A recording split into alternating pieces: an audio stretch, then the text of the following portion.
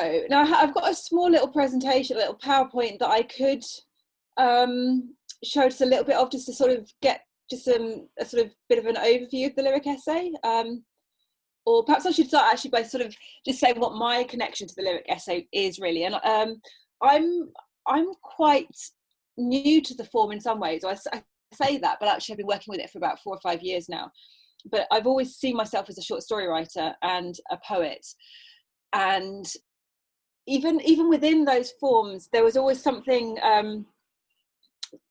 about them that was a little bit of a mask, I suppose, for more kind of autobiographical exploration of subjects. It ended up actually being the subject of my PhD, which was about the idea of how we embed autobiography into our fiction and sort of, you know, hide it beneath layers of things that we've made up. But at the same time, we're sort of trying to explore things that have perhaps we've experienced ourselves in some way. And at some point, I started to realise I wanted to take that mask away, but I didn't really understand how or you know what would be the best way to do that. And then I started reading what I came to learn were lyric essays, and it seemed to me that's the form, that's the kind of the way in which you can sort of take the mask off the embedded autobiography of short fiction and start actually creatively exploring the same kinds of topics, but you've got this kind of lovely playfulness, this lovely sort of plasticity, if you like, of the lyric essay being a hybrid of creative elements, but with that kind of underpinning of fact and real life in there as well. So, but the thing about the lyric essay is it's not actually a very new form at all. Its origins go right back to classical literature, and it's something that many writers over the years have played with. Woolf was very fond of the lyric essay. Horace, you know, going back to sort of antiquity. It's just that we haven't called them lyric essays up until quite recently. So the form of this sort of strange memoir, but not quite memoir, or essay but not quite essay, has always been around. It's just that we didn't know what to call it. The little PowerPoint that I've got here starts to I'll be able to demonstrate with that why we kind of tried to give it this kind of name, what the word or the term lyric essay might actually mean, but also what it can actually look like. And the reason I was drawn to it is that it can really look like whatever you want it to look like. I think that's the key thing. It's not bound by a defined form. It's not bound by being of the kind of journalistic level fact that reportage might be, for example. If you make something up in reportage, then you're kind of misleading people and potentially even bordering on something sort of criminal in some cases if you're actively lying. But with the lyric essay, there's a certain element of creativity and impression of truth, and getting at your own personal truth. I think that's the key thing. We all know how when we have a memory of something, our memory is going to differ from the memory of other people who experienced it. It's not to say that our truths are any less true. It just means that we all interpret things differently. And the lyric essay is a very fertile place to explore those sort of shades of truth, I suppose. So I called this How to Be Both because a lyric essay borrows from the techniques of both non-fiction and fiction, and indeed poetry. So it's a sort of a beautiful genre that defies definition in that regard. And the key thing to remember with the form is actually sort of going right back to what the word essay even means. Cheryl Strayed, who is an excellent memoirist and non-fiction writer. She's the woman who wrote Wild and did her Pacific Trail hike, which became the film. She reminds us that the word essay means to try, to attempt, to test, which I think is a lovely thing to keep at the back of your mind with these forms, because it just reinforces the fact that you don't necessarily have to have an answer. When we're thinking about something like a scientific report or a journalistic article, we're trying to come to some kind of conclusion that we can present to the reader. But the lyric essay is focusing on the attempt. It's focusing on testing the boundaries of what's possible.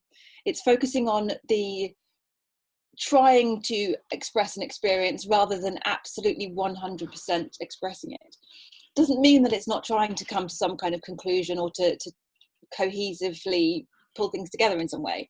But it does mean that as a literary form, it's very much excited by the attempt, and it doesn't matter then if it objectively fails, you could say. Oh, we have another person appearing. Yep, good morning, Sass. Sorry, Luce, carry on. That's all right. So for Saskia who's just joined there, I'm just exploring really what the word essay means in terms of the lyric essay. So that's the word essay, and of course we probably think of essays as, you know, the things that we are being forced to write in school and were sort of like the source, the bane of our lives at one point or another, and we're, you know, asking some or having to argue question in history or about characters in Othello or something. But I love that Cheryl Strayed reminds us that actually going right back to what essays are all about, it's about something that's a lot more interesting and exciting than the kinds of essays we've been perhaps presented with in the past. She goes on to say that the invisible, unwritten last line of every essay should be, "and nothing was ever the same again," by which I mean the reader should feel the ground shift, if only a little bit, when he or she comes to the end. Oh, here's my tea, thank you. Isn't that amazing? The reader should feel the ground shift, if only a little bit, when he or she comes to the end of the essay. Also, there should be something at stake in the writing of it, or better yet, everything. For me as a writer, I think I really kind of hold on to these lines, because this idea that at the end of the essay, nothing was ever the same again, that's what you're driving towards. It might not be a sort of a distinct answer to something, and the lyric essay, of course, can tackle subjects as diverse as some sort of autobiographical experience to there's an essay that I've got a little quote from here by a brilliant writer called Leah Purpura, and she's talking about the development of glaciers. She has an essay about that. There's another essay I can think of that I love, which is about artificial rainforests. So there's all sorts of different topics that the lyric essay can touch upon. But at the end of that essay, you want your reader to feel that nothing was ever the same again. They're not looking at the world in quite the same way because of what information you've given them and what journey you've taken them on. And this idea too, that something should be at stake in the writing of it. That the lyric essay deals with that space in which we've got something really urgent and important to say, and we have to get it out and we have to articulate it. And in doing so, perhaps we connect with other people's experience as well, which contributes to that feeling of everything changing.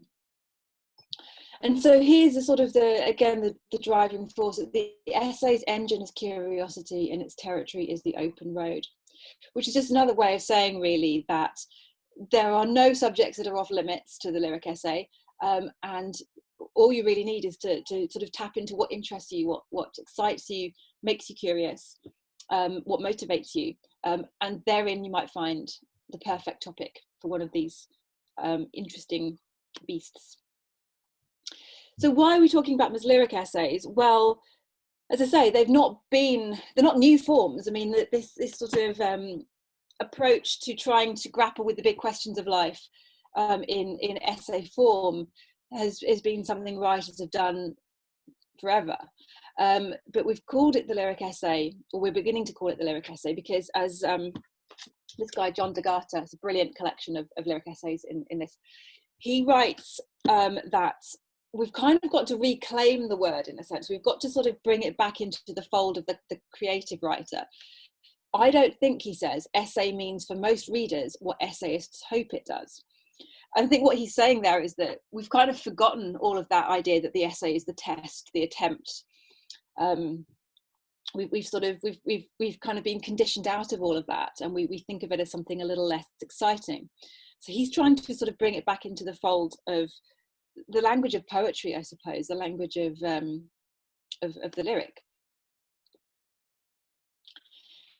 He talks also about this space of in between the worlds of poetry and an essay or nonfiction, and how he enjoyed that challenge, that hybridity, that it allows you to sort of tap into, I suppose, the kind of the iceberg layers of poetry. You know, you think about Hemingway talks about the short story exists mostly in the 9/10 below the surface, and poetry does to some extent too, to a great extent. And the lyric essay kind of operates in that sort of submarine space, and also in the space of asking questions and trying to sort of come to some kind of defined some kind of sort of position on life. So just as a little example of what they can look like, this in-between space, in between the worlds of poetry and essay. This is, as I just mentioned, glaciology. It's a beautiful essay, and if you want to look for it, you can find it online in Annie magazine, that's AGNI. If you just Google her name and that essay title, Glaciology, you'll find it, and it's not behind the paywall. It's an essay that alternates between thinking about how glaciers are formed and also waiting for some non-specific test results, that medical test results, and the outcome of those appears to be, or the implication throughout the essay is that whatever the outcome is, it could be life-changing. It could be a sort of a very serious diagnosis of something, although it's never quite clear what that is. But it's a sort of two-voiced essay, if you like, a sort of a duet of on one hand the idea of considering how glaciers are formed, and on the other hand what's going on inside the narrator's body. So I'll just very sort of quickly give you a feel of it, and I think you'll be able to feel how it doesn't sound like an essay that we might expect to sort of force ourselves through. This section is called Plan. When the snow began to melt, the drifts left behind a surprising collection of junk. Paper, cups, socks, matchbox trucks, a snarl of caution police caution tape, pinkly wrapped tampons, oil rag t-shirts, banana peels, intimacies of toy box, bathroom and garage amid the lumps of sand and salt we threw down for traction. It was as if after the big event of snowfall, we'd forgotten there was more still to be said. A cachet of loose details below to attend, a trove poised, a stealth gathering. Deposition below the singular seeming white cover. I shall make my own study of snow and time. I will learn from that which has built the very ground I'm now slipping around on, glaciers. Their formative act, deposition. For example, fine-grained rock debris, rock flour, and coarse rock fragments picked up or entrained within the base of a glacier and then transported and deposited from either active or stagnant ice. This product of glacial deposition, known as till, consists of particles that follow complicated routes, being deposited on the top or along the sides of the glacier bed, entrained again, and finally dropped. As a sediment, till has certain distinctive features. It exhibits poor sorting, is usually massive and consists of large stones in a fine matrix of minerals and rock types. So we've got this sort of very geological, I'm trying to move the gallery, I can't get it out of the way. Got a very sort of geological voice, very geological lexis that Leah Papera is bringing into this essay. There's clearly a lot of research into the sort of scientific elements of it. But we've also got this very kind of humanly intimate paragraph at the top as well. What's left behind after the snow melts, all of these kind of elements of the human condition. And as I say, as the essay continues, she starts to alternate this observation of the snow with uncovering what's going on inside her body. That sort of metaphor that keeps coming up of things being uncovered as things are sort of peeled back and revealed. We'd forgotten there was more still to be said, which in a way is a sort of a bit of a, it sort of sums up in a way what all essays are trying to do, remind ourselves of what more is still to be said. So just to sort of, before I stop sharing for a minute, just to come back to John D'Agata, he sort of, this in-between space that he loves, and that we can see with Leah Prepera, it's got a very poetic quality, it's got a very kind of rich sense of rhythm and cadence in that prose. It's not just about the information. He does try to sort of distinguish what's actually going on in terms of the question of truth, because if you're in this in-between space, this in-between poetry and fiction and non-fiction, what does that mean for the truth in terms of the lyric essay?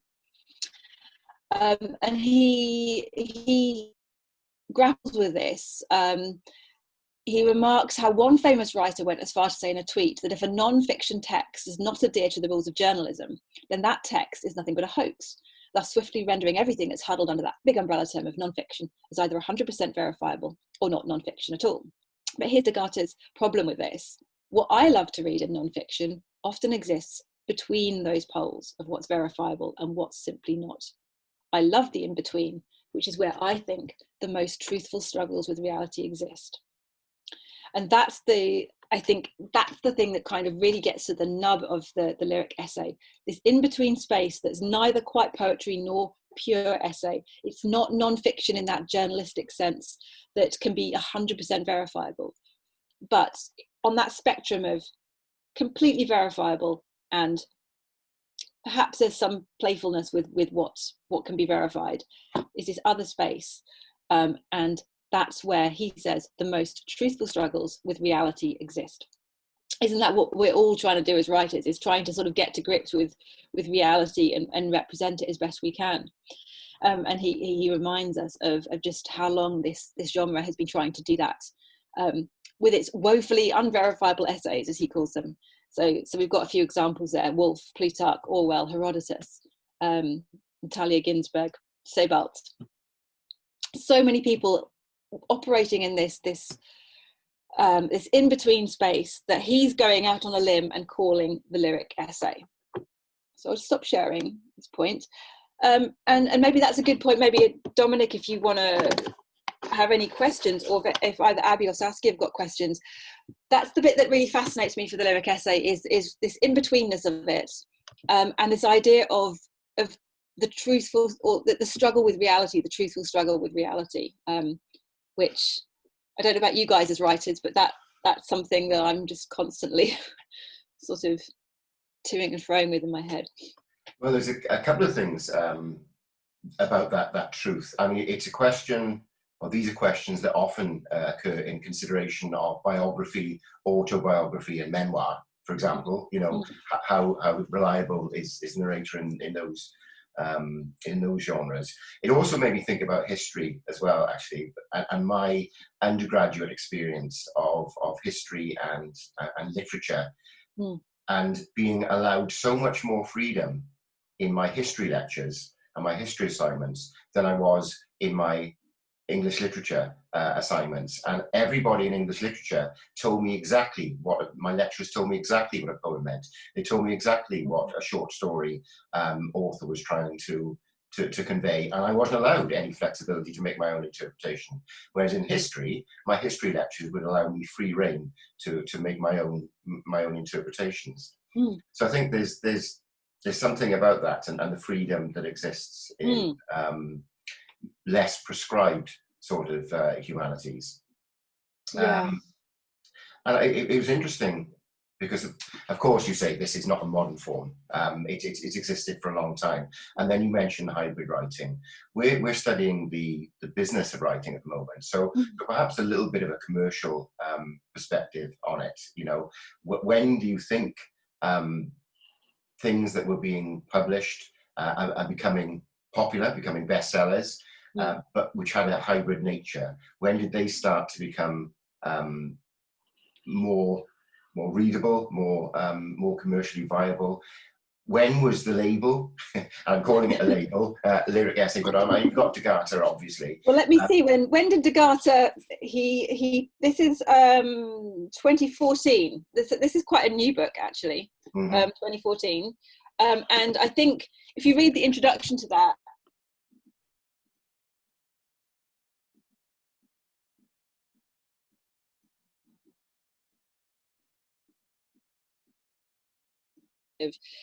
useful name, because I find even when I'm talking about it, I feel like I'm talking a lot in sort of very kind of nebulous terms a lot of the time. And I think that was the problem, is that, well, you know, there's this thing and it's not quite journalism, and it's not quite pure historical non-fiction, and it's not quite a poem, although if I show you, if you can see on the screen here, this is part of a lyric essay by Anne Carson. If anyone's read any of her stuff, she's incredible. You can see this looks just like a poem. In fact, I'd say you'd say it was a poem, but here it's being presented as a lyric essay. So there's this need to sort of have a handy phrase that we can just kind of use, and I think 2014 is when Degata uses it. Helpfully for us as writers, I think that the last 5 to 10 years have been really very encouraging in terms of hybrid writing, experimental writing, and probably even literally right now, there's if you look at what's in Waterstones and on the bookshelves when you go into a bookshop, what's kind of being presented as those, you know, the books to catch your eye, they're a lot less conventional than they used to be. And you think of a writer like Emma McBride with The Girl's a Half Form Thing, Duck's Newburyport that was on the Booker shortlist, and I think, is it like 1 sentence or 2 sentences, but it's 1,000 pages long, that book. I can't imagine that being published, you know, sort of back in the 90s. I don't think that would have been, the appetite for that wouldn't have quite been there. I'm trying to think of other writers that well, I've just actually read Mackenzie Walk's autoethnography, it's described as, rather than memoir, on her gender transition, and that's a really completely groundbreaking. It's sort of really exploring gender, but it's also really sort of pulling apart genre as well, and language, and that's doing incredibly well. And yeah, I think we're just very lucky that at the moment, for me, I think partly it's because there's obviously the way we write has changed quite a lot. The way we read has changed, because a lot of us are reading on devices. We're scrolling down to read rather than reading across. So our eyes are, you know, sort of even embracing the text differently. And I think that the advent of even things like print on demand, or the fact that we can disseminate things online, means that there's no limit to what we can do. So I couldn't, because I'm not in publishing, I couldn't tell you when it kind of became commercial officially, but I feel like the last 10 years it's just been like, I don't feel afraid anymore of writing experimental texts. I feel like I know there'll be someone who will take something eventually. No, I agree. I think probably, yes, the last or less than 10 years, probably 5 to 10 years, hybrid form or various hybrid forms have become far more commercially viable. The lyric essay as a term, I don't think that comes from the commercial world. I don't think that comes from publishing. I think that comes from academia, particularly.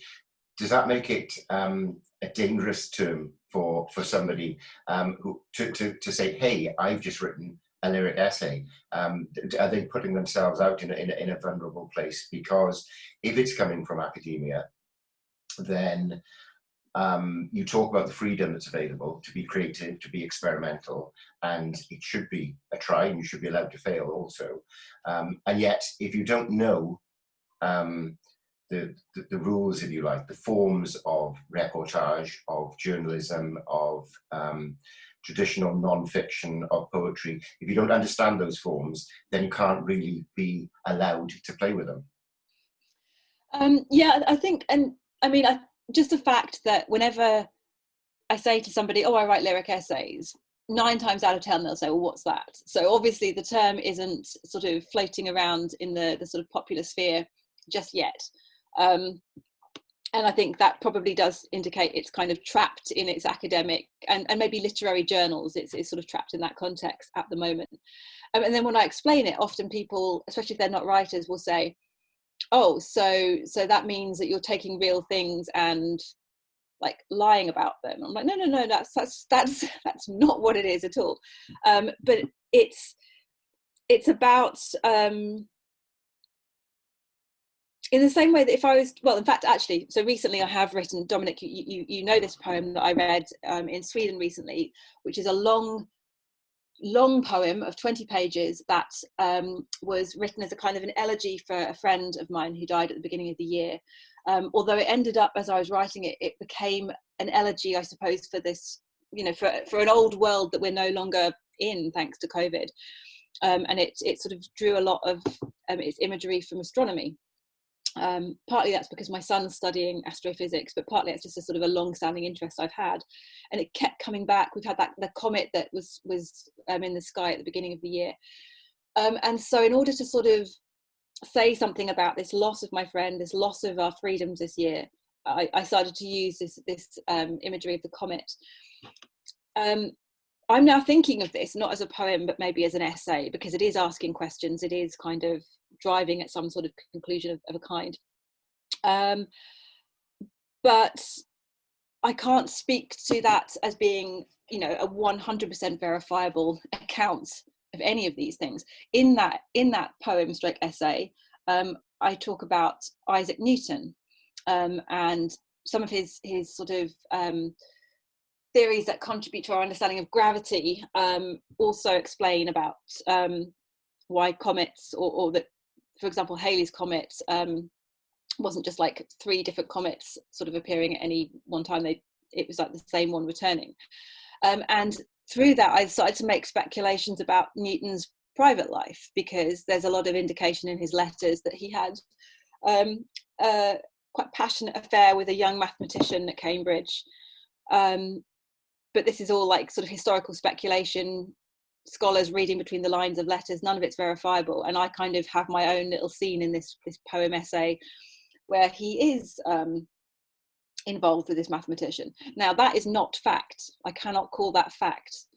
But I still feel that this is within the confines of an essay. So I'm not lying about anything. I'm using historical evidence and interpreting it with a poet or a fiction writer's eye, but encapsulating it in something that's looking like an essay. If I was writing a historical book about Newton, I would have to be very careful about how I presented that information. I'd have to make it very, very clear that this is conjecture, this is not fact, this is not based on, you know, 100% known knowledge. So yes, it's a funny area, but to go back to your question about it sort of being this academic term, I think at the moment it is, but I think a lot of things kind of tend to bleed out from academia into the real world, if that's the right way to put it. And I feel like this appetite for creative memoir is growing. I don't know how your students feel as readers about this, but I think memoirs are becoming more structurally inventive. Non-fiction texts are thinking a lot more about the form they might take and not just presenting the facts, you know, in a very kind of bland way. So it's a sort of a slow creep. I think it will, you know, in 10 years' time, if we revisit this conversation, I think it will, the landscape will look quite different for it. Yeah. You made a wonderful presentation back in the summer, Lucy, about the lyric essay, more in depth, I suppose, more personally in depth in the pieces that you chose to read from your own work during that presentation. I'm looking this morning for a dummy's guide to the lyric essay, you know, and I think we're unfolding some great stuff. It was interesting.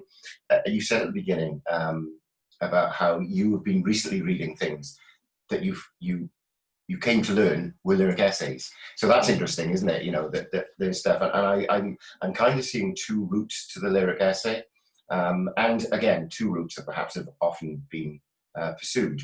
You have described yourself as a short fiction writer and a poet, and you have, you know, notably fantastic skills, great talent in both those areas.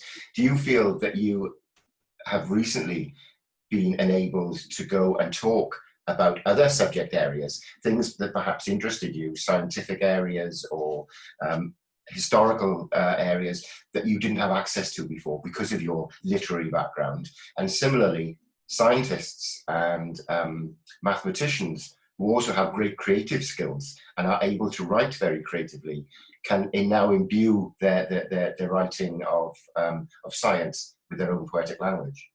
Absolutely, absolutely. And there's a lot of collaborative potential there as well.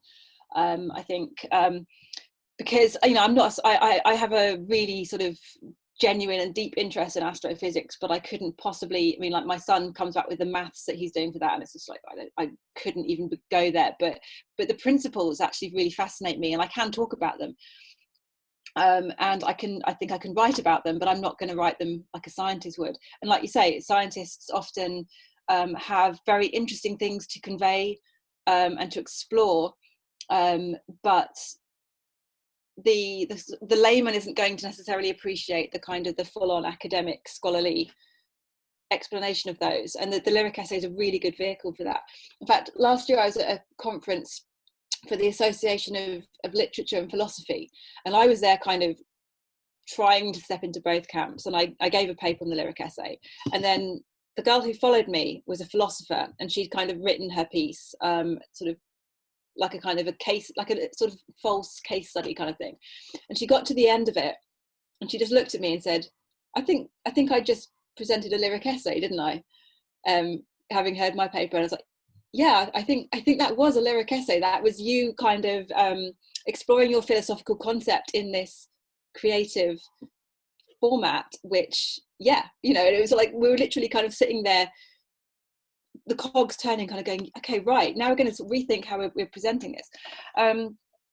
Yeah, so it makes for a really exciting place, actually, where you can indulge those genuine interests and fascinations, but you can acknowledge the limits of them. You can say, look, I'm not a scientist. I'm not writing a book that is going to give you accurate scientific information, but I'm going to take you through my passion, my love of it. For me, physics, the metaphors that we can draw from the laws of physics really speak to the emotions and like emotional experience.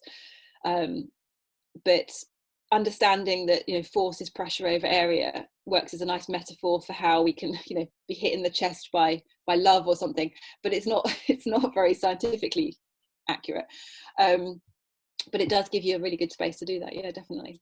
Yeah, I'm just thinking what an exciting opportunity, or what many opportunities may be offered to a couple of students who are with us today. Actually, both Abby and Sass are doing quite multidisciplinary degrees, picking and choosing lots of different modules. Abby would say that she's particularly interested in historical fiction. I'm just wondering this morning, listening to you, you know, there's the option to think, oh, actually, I could go on full-on historian and full-on poet, and then I could bring those two together in a really creative piece, you know? Yeah, well, a few years ago, I wrote a piece, a long, fragmented essay, which is partly about grief, which unfortunately seems to keep coming back as a theme for me, but it's also about war, and it was written while I was in Vienna in the centenary of the outbreak of World War I. And there's this whole section in the middle of the essay, it's about 3 pages long, where I discovered that in 1913, Stalin, Trotsky, Hitler, Freud, Tito, a whole host of really big names of the 20th century were all in Vienna at the same time in 1913. I think only Trotsky and Stalin had a kind of passing encounter, but none of the others actually met each other. So I kind of imagined in 3 pages of this essay what they were all doing. And so I did a lot of historical research to get like sort of basic facts, locations. For example, I learned that Tito, the Yugoslav leader, he was very into ballroom dancing. So I kind of imagined him going to his ballroom dancing classes in Vienna, you know, where only, you know, however many 20 years later he would be sort of running a country, or Hitler at that point was a failed watercolorist. So and he used to go and sit in a particular cafe, and the waitress would take pity on him, give him the old pastries at the end of the day. So those are facts, those are recorded things, you know, it's like madness. So I kind of imagined they became little fictional portraits, little pen portraits, but based in fact. So for something like historical fiction, yeah, you could absolutely, all that brilliant research that you do can then become that you can really sort of turn that into something that's not just fiction, but actually more inventive and more sort of probing as well. Oh, well, thanks, Lucy. That's been a wonderfully rounded presentation this morning, and I don't want to put you on the spot, but I would love to, I'm sure we would all love to hear some of your work to close, particularly something that you feel is an example of one of those personal elements in a lyric essay. Do you have to hand the piece about, because we all love a little bit of scandal, do you have the piece about the affair, the mathematician's affair? Yeah, I probably can pull that up. What have I got here? Weirdly, I think I literally had it sitting next to me. I think it's here. See, I knew it was meant to be. I knew it was meant to happen. Well, I just sort of threw a whole load of papers off my desk, and by weird chance, it's so. I mean, this is a huge 20-page thing. I did read it when I was at the Fringe Festival in Sweden back in the summer. So there is a recording of it, I imagine, still on YouTube. Yeah. And I won't obviously read it. It takes 20 minutes to read, so I'm not going to read the whole thing. But if I find, so it starts off. It's a kind of an imagined conversation. So my friend, who sadly died this year, she was also a poet, and we used to edit each other's work and sort of sit in the pub basically and drink and edit our work. So it's a kind of an imagined scenario where she's somehow kind of, I'm sitting down in the pub and suddenly she's there and we're having this conversation. Where would be a good place to start from? That's I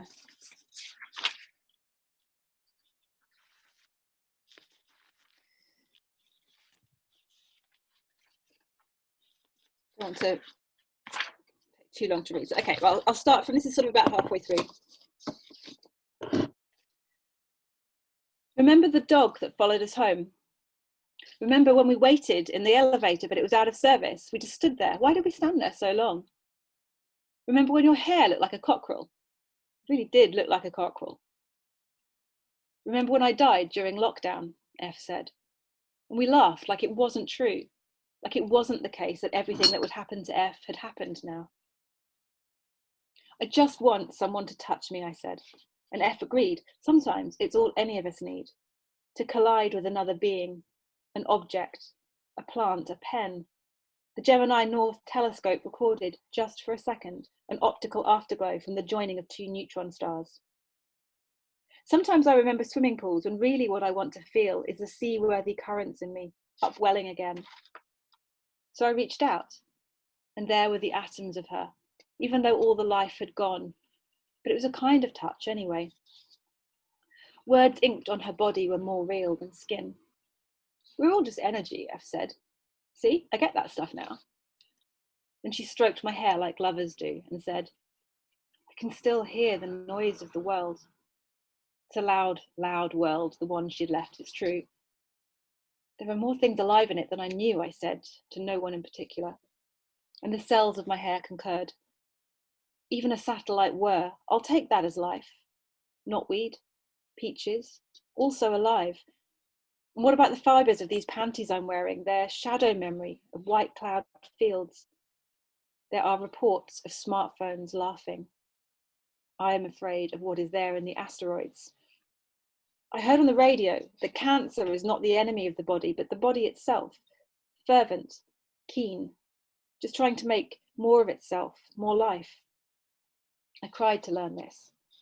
Who of us hasn't tried to be more than they are? And perhaps even death's just a secret form of life. F's hair was looking better than mine, for instance. I don't need to wax anymore, she said, so that's nice. But how does it work, I asked, thinking she might pass on a message to my old husband, my first husband, I mean. We were both so young, whose pancreas had swelled into a poisoned watermelon of a thing. Although we had nothing left to say to each other in life, we'd used it all up. Love, whatever it is lovers claim to mark each other with. If marriage teaches you anything, it's all the qualities you would not need to live alone. Vor 20 Jahren habe ich in Berlin gewohnt und besuchte dort das Bertolt Brecht Haus. Don't stab the carpets, hat die Kunstvermittlerin auf Englisch gesagt, meaning our shoes, we assumed, the heels of our shoes. I wondered what quiet visit to the museum resulted in the precision of this warning, but years later I learned how to trample a man's back, and then I understood the careful dance around membrane and bone, one foot on the body, the other on the floor as if stepping off a jetty into the night water, shocking and dark. Newton's second law of motion, the tender balance of weight and threat. I never knew what part was the erotic part, the pain or the promise of pain. The boy in the shop who sold me the bitch boots asked how I would walk in them. I told him, I'm not going to walk in them. But this would have been a better story, about Newton and the Swiss mathematician, Nicolas Fatio de Douillet, who in 1692 wrote to his beloved, I would wish, sir, to live all of my life, or the greatest part of it, with you. What was less appropriate to share, the thing I planned to do with the boots, or my theories of Newton's Cambridge rooms, Fatio at his feet, half dreaming of the mountains, Spitzer blading up the sweet, soft clouds of Le Léman, such hard, forbidden angles in their light, such solid mass, its pull, the acting force of all the things we want and cannot have. A body in motion will remain in motion. There are irreversible processes that cannot return both the system and the surroundings to their original conditions. I'm having trouble separating entropy and ecstasy. I'm having trouble with the universal laws of force. When I saw my first husband in the ICU, his belly was the size of Mercury, taut and mosaicked with sepsis, a toxic sea inside his shining skin. I still loved him, forgetting how sometimes he would lock me in the house. You wonder why anyone would risk a fractured spine. But if the boy in the shoe shop had asked me, I would have said, the real agony of living is how we spend so much of it trembling, all of us, waiting for the stiletto heel to fall. Thank you, Lucy. Poignant, personal and poetic and perfectly performed. So far too many P's. I think the first three P's. A bit of alliteration for Friday. Sorry? Nice bit of alliteration for a Friday morning. Well, yes, we do try. But I think the performance, again, just elements outside of a lyric essay, very quickly deciding which piece of a 20-minute set you're going to read, where you start, where you finish, the briefest of entries, introductions, and of course, it has humour. It has your humour in such tragic circumstances. So very often. So yeah, thank you for that, Lucy. Thank you for all of your presentation this morning.